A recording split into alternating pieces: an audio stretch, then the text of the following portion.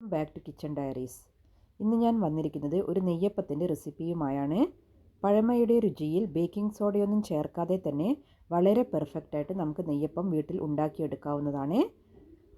ഇപ്പോൾ നിങ്ങൾക്ക് ഈ നെയ്യപ്പം കണ്ടാൽ തന്നെ അറിയാം, അതിൻ്റെ വക്കെല്ലാം നല്ല ക്രിസ്പിയും അതേസമയം ഉള്ളെല്ലാം ആവശ്യത്തിന് സോഫ്റ്റും ആയിട്ടുള്ള ഒരു നെയ്യപ്പമാണ് ഞാനിവിടെ ചുട്ടെടുത്തിരിക്കുന്നത്.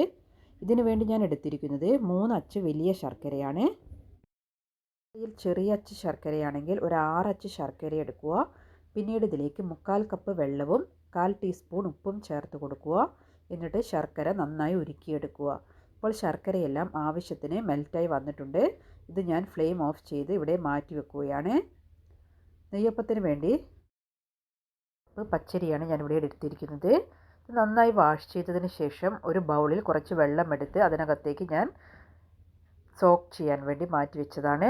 4 മണിക്കൂർ കുതിർത്തതിന് ശേഷമാണ് അരി ഞാൻ സ്ട്രെയിൻ ചെയ്യാൻ വേണ്ടി ഒരു സ്ട്രെയിനറിലേക്ക് മാറ്റിയിരിക്കുന്നത്. ഇപ്പോൾ ഇതിലെ വെള്ളമെല്ലാം സ്ട്രെയിൻ ചെയ്തതിന് ശേഷം നമുക്കിത് പൊടിച്ചെടുക്കാം. മിക്സിയുടെ ഒരു ജാറിലേക്ക് ചേർത്ത് ഇവിടെ ഞാൻ അരി പൊടിച്ചെടുത്തിട്ടുണ്ട്. വളരെ ഫൈനായിട്ട് ഒരിക്കലും നെയ്യപ്പത്തിന് പൊടിച്ചെടുക്കാൻ പാടില്ല. ചെറിയ തരിയോടുകൂടി വേണം നമ്മൾ നെയ്യപ്പത്തിന് അരി പൊടിച്ചെടുക്കാൻ. ശർക്കരപ്പാനി ചേർത്ത് അരി അരച്ചെടുത്ത് നമ്മൾക്ക് നെയ്യപ്പം ചുട്ടെടുക്കാവുന്നതാണ്. പൊടിയിലേക്ക് നമുക്ക് ഉരുക്കി വെച്ച ശർക്കര ചേർത്ത് കൊടുക്കാം. ഒരു അരിപ്പ ഉപയോഗിച്ച് അരിച്ചാണ് ഞാൻ ശർക്കര ഇവിടെ ചേർത്ത് കൊടുക്കുന്നത്.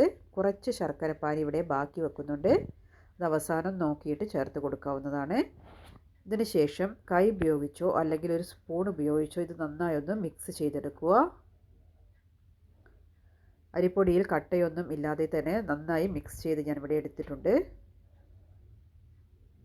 ഇനി ഇതിനകത്തേക്ക് ഒരു 4 ടേബിൾ സ്പൂൺ മൈദ ചേർത്ത് കൊടുക്കുന്നുണ്ട്.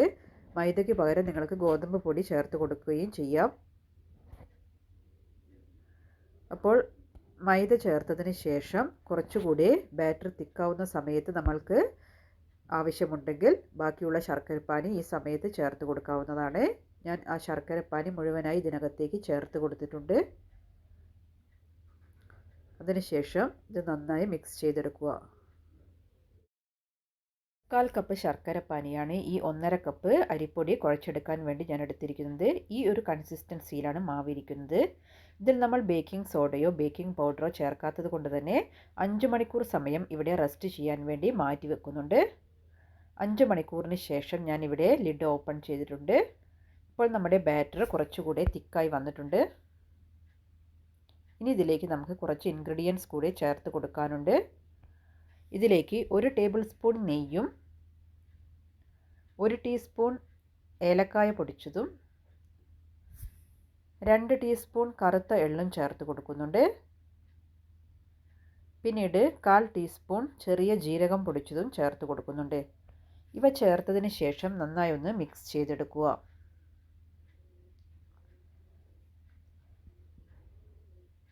നന്നായി മിക്സ് ചെയ്തതിന് ശേഷം ഞാനിവിടെ മാറ്റി വെക്കുന്നുണ്ട്.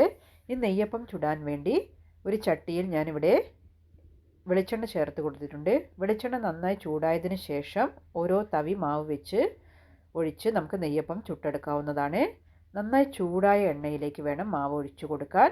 അതിനുശേഷം മാവ് ഒഴിച്ചതിന് ശേഷം നമ്മൾ തീ ഒരു മീഡിയം ഫ്ലെയിമിലേക്ക് മാറ്റണം. എങ്കിലേ നെയ്യപ്പത്തിൻ്റെ ഉള്ളെല്ലാം നന്നായി കുക്കായി കിട്ടുകയുള്ളൂ. ഇപ്പോൾ ഇങ്ങനെ പൊങ്ങി വന്നതിന് ശേഷം നമ്മളൊന്ന് തിരിച്ചിട്ട് കൊടുക്കുകയാണ്.